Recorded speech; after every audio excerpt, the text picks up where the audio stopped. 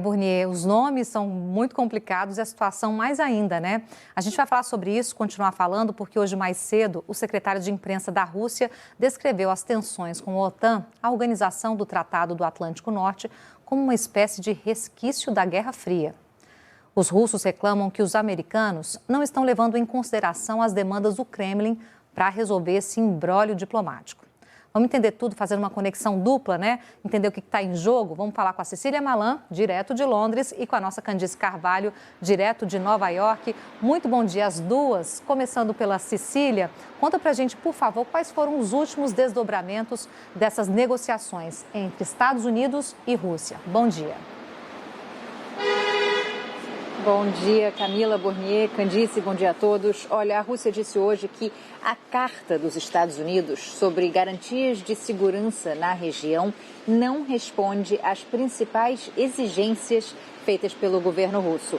Mas, segundo o ministro das Relações Exteriores, Sergei Lavrov, a carta pode abrir um diálogo sério, algo que é, claro, do interesse dos dois países. Nessa carta, que não foi divulgada, o governo americano rejeitou o pedido da Rússia para impedir a entrada da Ucrânia na OTAN, a Aliança Militar do Ocidente, dizendo que a aliança vai manter a política de portas abertas. Os Estados Unidos propuseram manter o diálogo diplomático sobre controle de armas e formas de fortalecer a confiança entre Rússia e o Ocidente. Segundo o porta-voz de Vladimir Putin, o presidente agora vai avaliar essa resposta americana e decidir sem pressa quais serão os próximos passos. Ainda não existe data para o próximo encontro entre representantes da Rússia e dos Estados Unidos.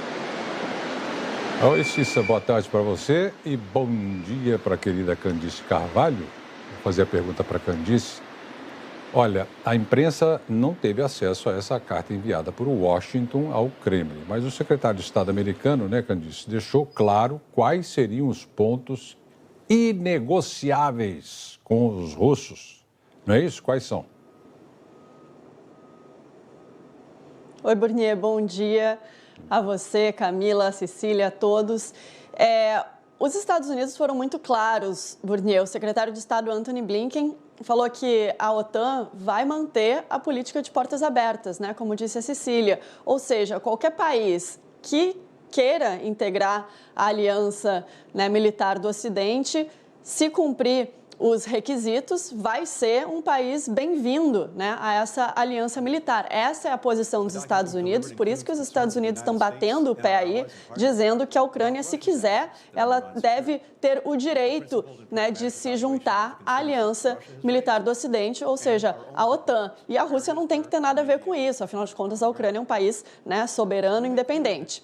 Mas vamos olhar do ponto de vista da Rússia, porque a gente está falando muito do ponto de vista dos Estados Unidos. Olha só, o presidente Vladimir Putin, ele alega que ele tem que se defender dos avanços que a OTAN tem feito nas últimas décadas. Vamos dar uma olhada no mapa para a gente entender melhor. Quando a gente olha, esse mapa é um mapa dos países que fazem parte da OTAN. Então, em amarelo, a gente tem os países que entraram para a aliança militar antes de 1997. Eu lembro que a OTAN ela foi criada em 1949. Então, a gente tem aí Alemanha, França, Espanha, Reino Unido, etc. Em verde, são os países que entraram depois de 1997. Então, vejam que a OTAN ela foi expandindo o seu poder cada vez mais próximo ali para a Rússia. Então, a gente tem a Romênia, a Hungria, a Polônia, a Eslováquia, a República Tcheca, todos esses países que se juntaram à OTAN depois dos anos 90. E agora tem a possível inclusão aí da Ucrânia. Isso significa que a Rússia teria tropas militares internacionais, ou seja, tropas militares de oposição, no quintal de casa. Claro que Putin não quer isso. Ele argumenta o seguinte, ele fala, imaginem vocês se eu colocasse tropas militares em países que fazem a fronteira com os Estados Unidos. Se eu resolvo colocar militares no Canadá ou no México, é claro que os Estados Unidos não iam aceitar isso. Então, o Putin diz, o que eu estou fazendo é simplesmente me defender. O argumento dos Estados Unidos e da OTAN é que a Rússia tem planos de invadir e dominar os países da região, ali desrespeitando a soberania desses países independentes, como é o caso da Ucrânia, e que isso está errado.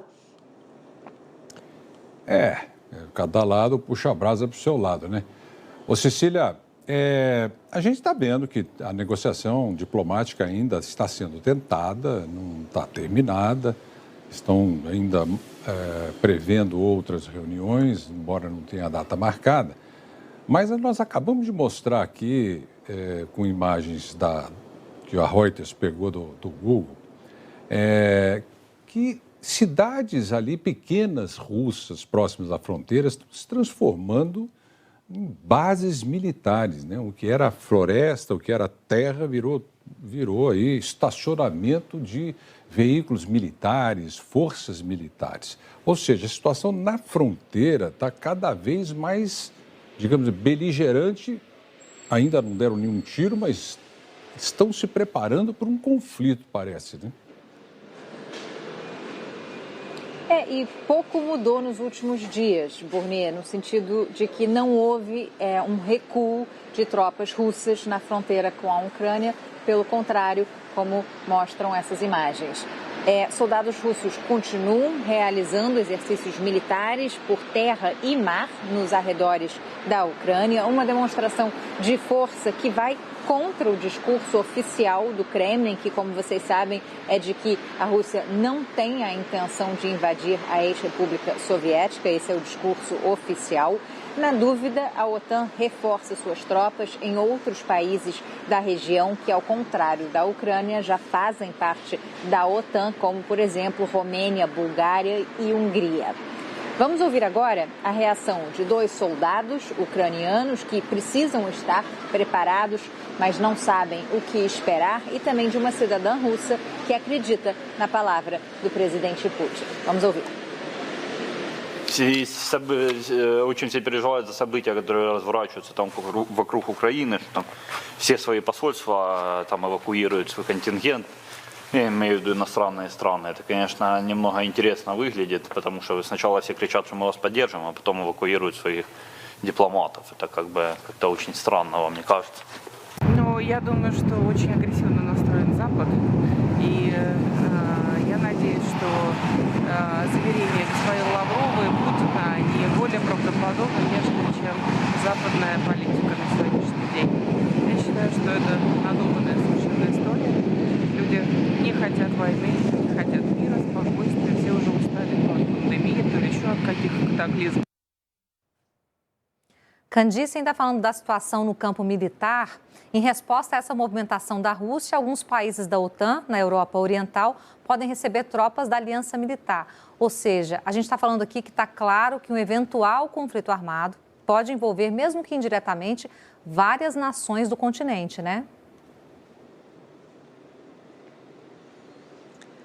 Pode, Camila. O governo americano... Primeiro porque o governo americano e a OTAN, eles querem demonstrar força ali na região para proteger, né, entre aspas, a Ucrânia. Mas também porque o governo americano suspeita que a Rússia tenha planos que vão além da Ucrânia, né? Ou seja, que a Rússia também possivelmente queira dominar países que eram parte da União Soviética, né, como a Letônia, a Lituânia.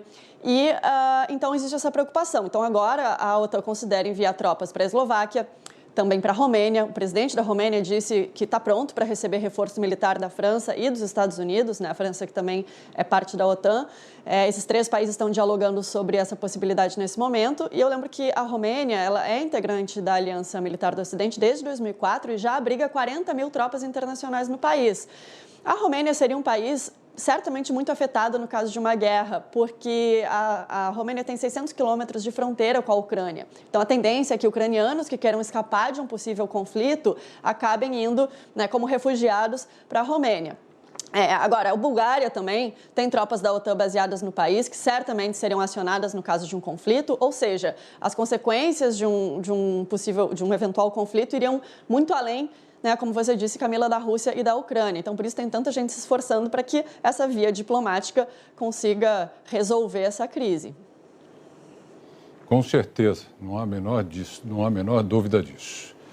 Bom, quero agradecer a participação das duas. A gente volta a se falar logo mais. Obrigado, viu, gente? Explicando todo o cenário para a gente. Obrigada, gente. Bom dia para vocês.